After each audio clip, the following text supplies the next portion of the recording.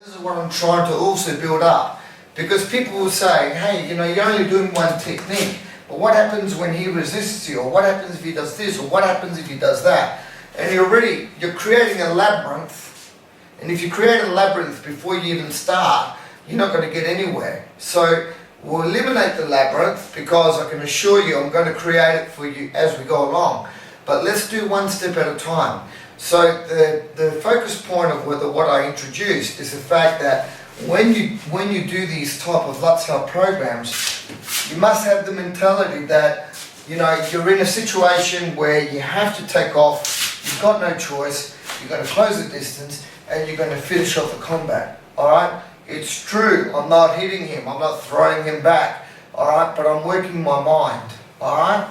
So I hope I haven't spoken too much, but does that all make sense to you? Try and keep that in mind when you're working, alright? And now, we'll start with the first program. Let's keep in mind what you've learnt up to now, okay? We've learnt the mechanical structure of maintaining my spine in a certain fashion.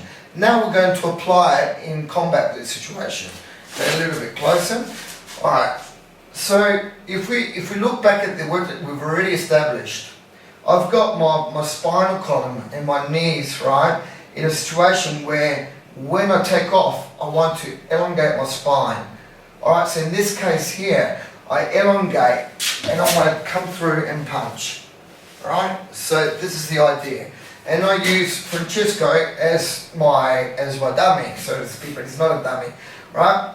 So we can practice this slowly, and I keep my hand attached to his hand in this case, and I just simply take off with my left, elongate, and 1, 2, 3, 4, and I go past his head. Alright, so 1, 2, 3, 4.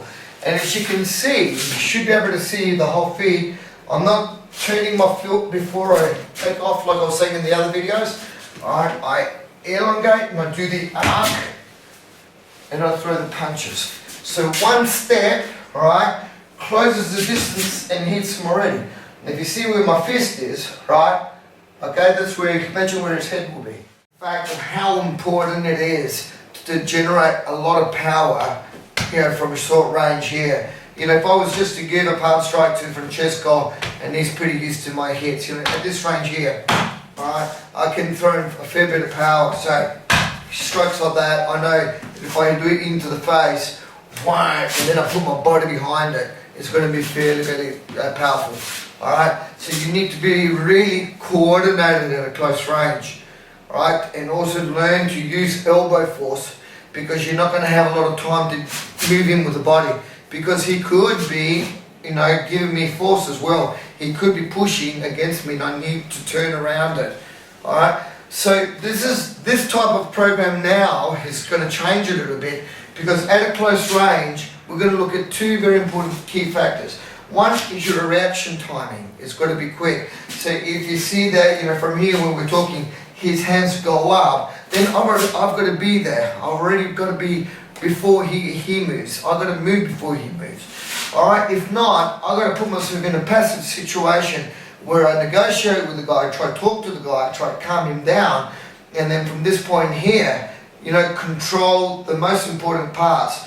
Again, relating to his trunk, but where his energy is coming from is from the spinal column, which is the shoulders, generating power through the shoulders, right? So from here, wham, anybody can be really powerful. 1, 2, 3, 4, bang, bang, bang, bang, bang. You can throw in very good punches at this range, okay? Especially good boxers. So that's why sometimes I talk about, careful about boxers, because, they're really good with the hands, and at close range they're going to be very dangerous. And some very stubborn lineages of Wing Chun won't listen to me. They think, that, the straight line theory is one and unique, and therefore it cannot be changed, and therefore, I will cover my 4 gates, theories, with these types of techniques, which do work, but not in all situations.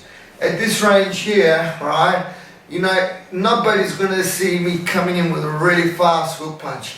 I know a good friend of mine, he comes from Albania, and he's got big hands, right?